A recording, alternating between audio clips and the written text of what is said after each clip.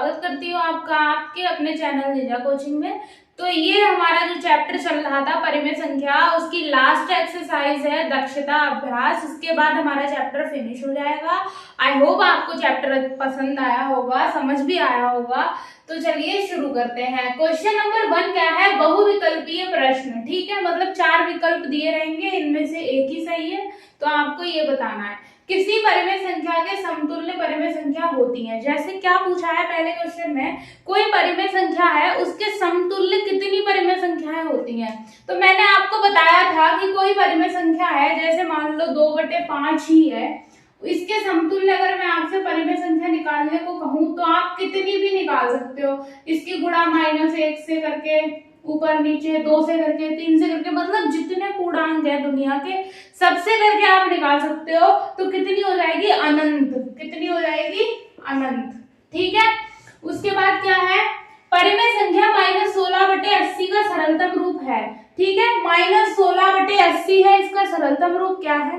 तो 16 एकम 16, 16 पंजे 80। ठीक है, 16 पंजे 80। तो ये हो जाएगा -16/80 को आप भाग करेंगे 16 से, ऊपर नीचे दोनों तरफ, तो ये हो जाएगा -1/16 पंजे 80, -1/5। अब आप देखो -1/5 कहाँ है इसमें, तो ये ठीक हो जाएगा। उसके बाद परिमेय संख्या 40/-25 का सरलतम रूप है।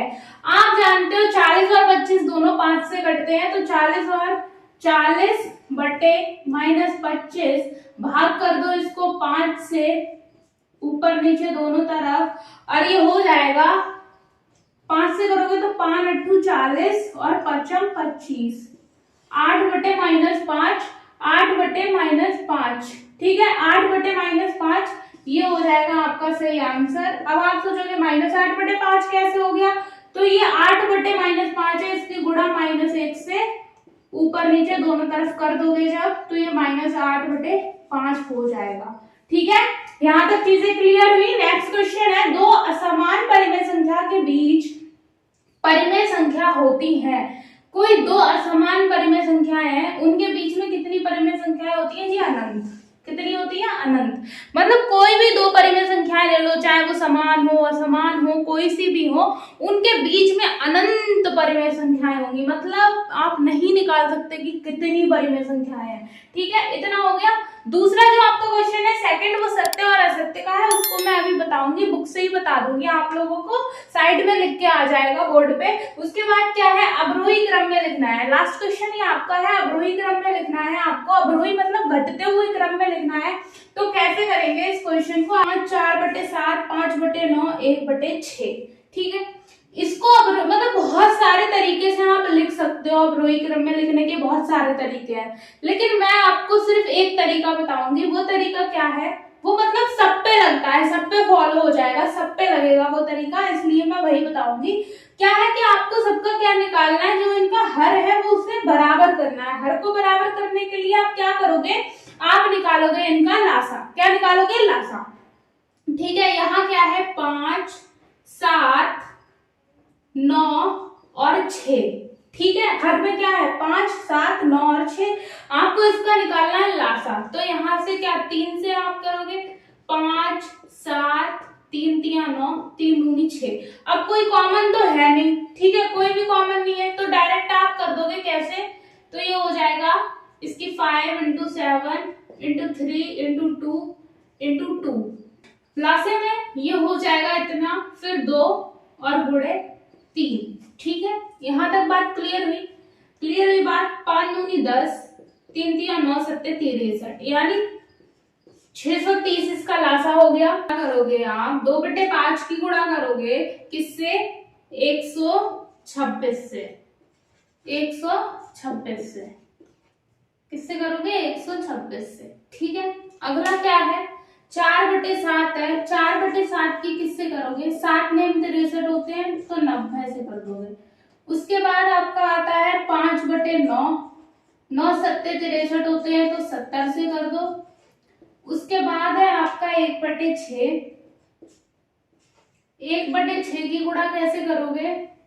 6 एकम 6, 6 पंजे 30, यानी कि ये हो जाएगा 6 630 है, इसकी 6 से करोगे तो 6 एकम 6 0 और 6 पंजे 30 यानी 105।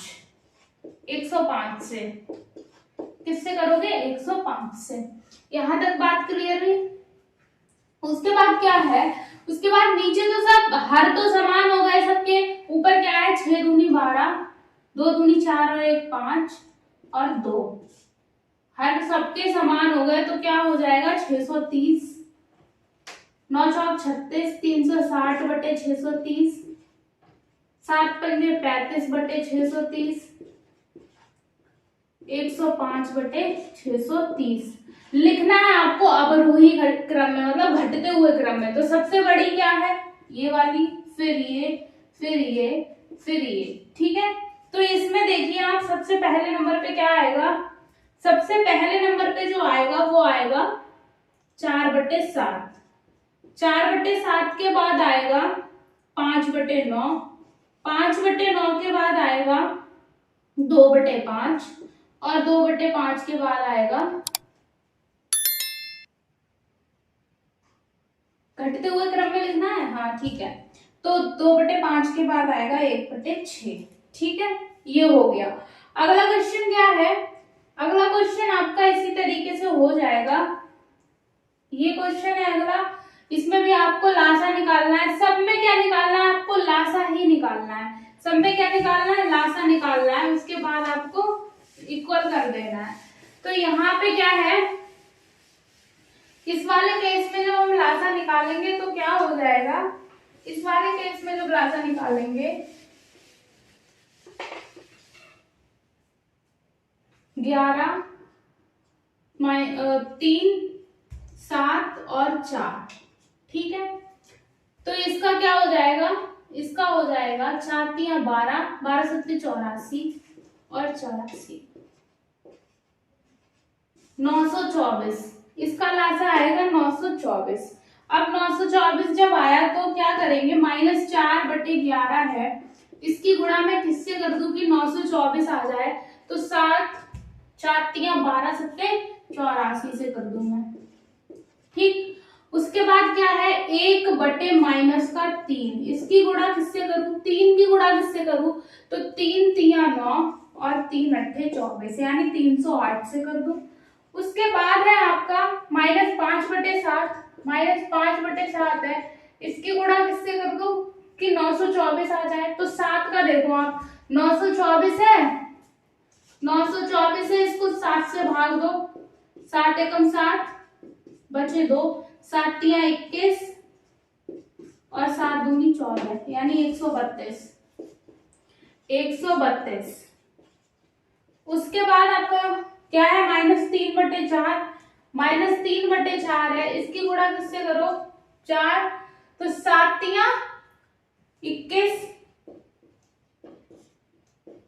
231 से कर दो, 231 से कर दो।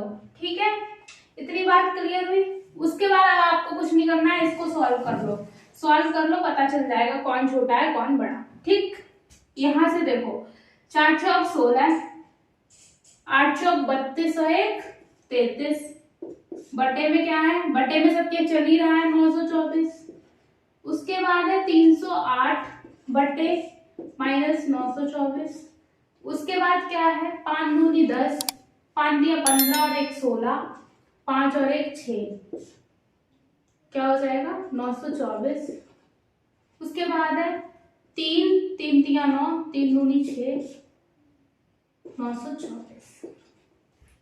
ठीक है, उसके बाद अब इसका ये जो माइनस नीचे है इसको ऊपर ले जाने के लिए आपको पता है क्या करना है? -1 से मल्टीप्लाई ऊपर और नीचे दोनों तरफ। तो क्या हो जाएगा? यही कर देते हैं, -1 से मल्टीप्लाई ऊपर और नीचे दोनों तरफ, तब उस केस में हो जाएगा ये 308 माइनस का और 324 प्लस का।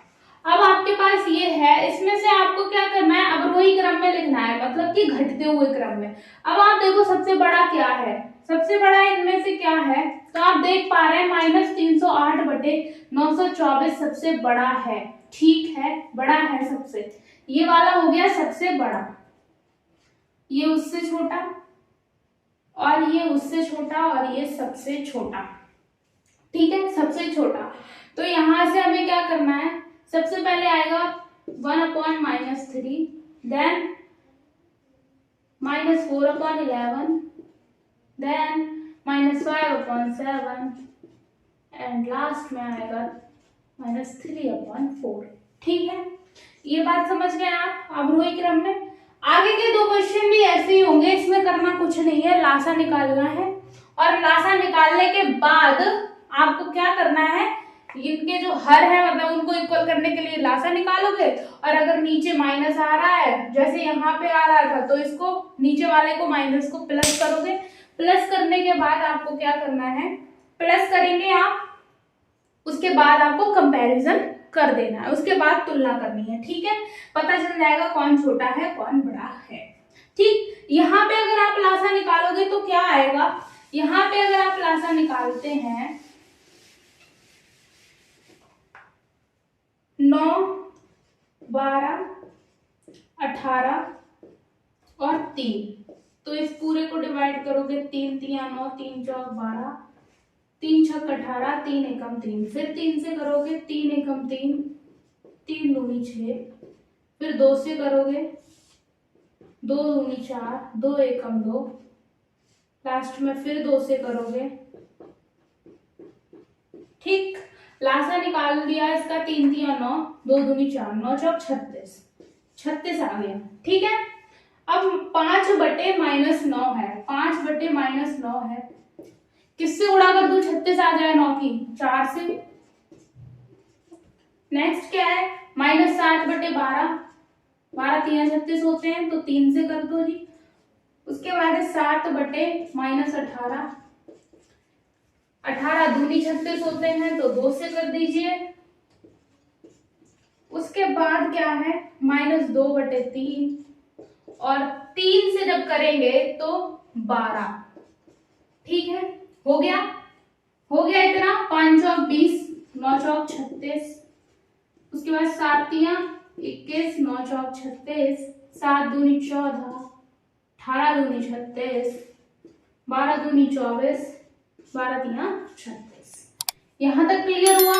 अब नीचे वाले जितने भी माइनस है इनको ऊपर ले जाओ, तो क्या करोगे, गुणा करोगे आप किससे, -1 से ऊपर भी और नीचे भी। इस वाले केस में भी सेम करोगे, माइनस से ऊपर और नीचे गुणा, ये हो जाएगा -14/36 और ये हो जाएगा -20/36। और क्या है हमारे पास, 21/36 है, -21/36 और -24/36। अब क्या है, आपको लिखना है अवरोही क्रम में, मतलब घटते हुए क्रम में। तो सबसे बड़ा क्या है, सबसे बड़ा जिसका अंश सबसे छोटा होगा माइनस में वही सबसे बड़ा होगा, तो ये हो गया। दूसरे नंबर पे ये आता है, तीसरे नंबर पे ये, एंड चौथे नंबर पे ये। ठीक है, तो आप लगा दीजिए, इसमें क्या हो जाएगा, ये वाला आएगा 7/-18, उसके बाद आएगा 5/-9, एंड उसके बाद आएगा -7/12 और लास्ट में आएगा -2/3। ठीक, यहां तक बात समझ में आई। लास्ट क्वेश्चन है, इसका भी आपको एलसीएम निकालना है। इसका एलसीएम निकाल के आप करेंगे सॉल्व। तो इसका एलसीएम क्या हो जाएगा, 48 आएगा इसका एलसीएम। मैंने आपको एलसीएम बता दिया इसका, मतलब लासा जो है वो 48 आएगा। बाकी आपका ये होमवर्क है, आप घर से कर लेना। ठीक है, तो आपका जो क्वेश्चन नंबर 2 था सत्य वाला, उसको मैं बता देती हूँ एक बार, क्या है वो सत्य वाला जो क्वेश्चन है। इसमें क्या करना है आपको, जैसे आपको बताया समान परिमेय संख्याओं के सरलतम रूप समान होते हैं। देखिए कोई दो समान संख्याएं हैं तो उनके सरलतम रूप भी समान होंगे, जाहिर सी बात है। ठीक है, तो ये सत्य है। उसके बाद है -7, क्या है आपका क्वेश्चन है आपका -7/-11। क्या ये धन परिमेय संख्या है, मतलब ये पॉजिटिव परिमेय संख्या है? जी हाँ, क्योंकि हम इसकी -1 से ऊपर और नीचे मल्टीप्लाई करेंगे तो ये हो जाएगा 7/11। ठीक है, धन परिमेय संख्या है। उसके बाद है 4/-9 धन परिमेय संख्या है। 4/-9 जी नहीं, बिल्कुल भी नहीं, यहाँ सिर्फ एक जगह माइनस है, ठीक है, नहीं हो पाएगी ये चेंज, हम इसको धन नहीं बना सकते। उसके बाद है 3/-11, क्या है आपका 3/-11 और -3/11, क्या ये समान है? जी हाँ, ये समान है, क्योंकि इसको भी आप -1 से मल्टीप्लाई करके -3/11 लिख सकते हो, ठीक, ये समान है। उसके बाद है उसके बाद है 1/2,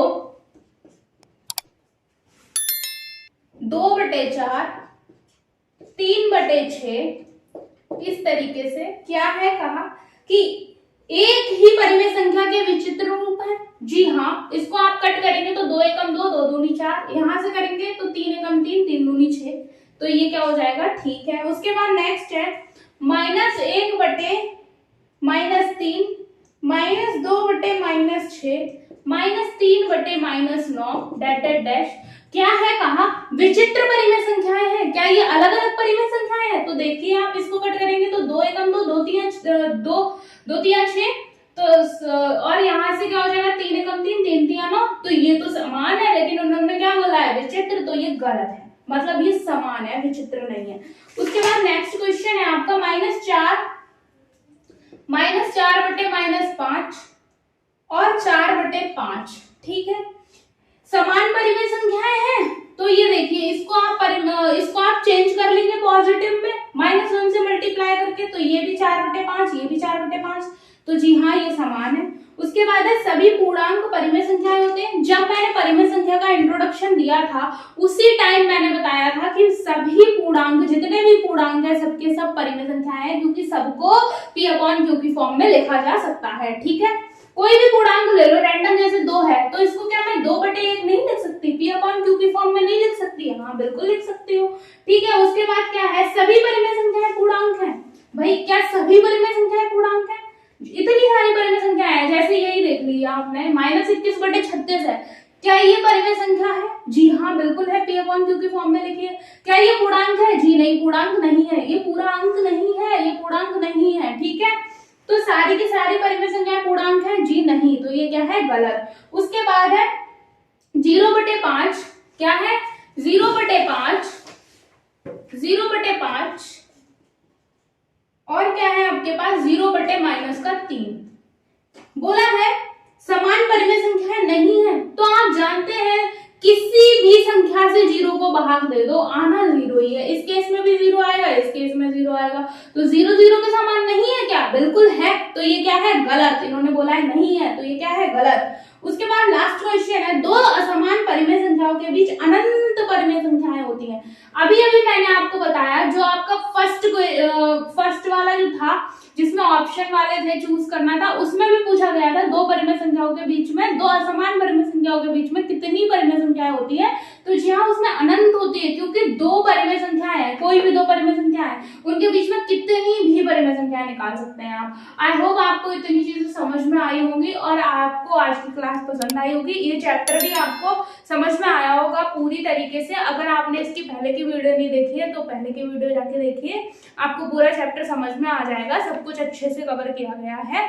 और ज्यादा से ज्यादा अपने दोस्तों को शेयर कीजिए, हमारे चैनल को सब्सक्राइब कीजिए ताकि आपको सारे नोटिफिकेशन मिलते रहें। बस आज के लिए इतना ही, थैंक यू।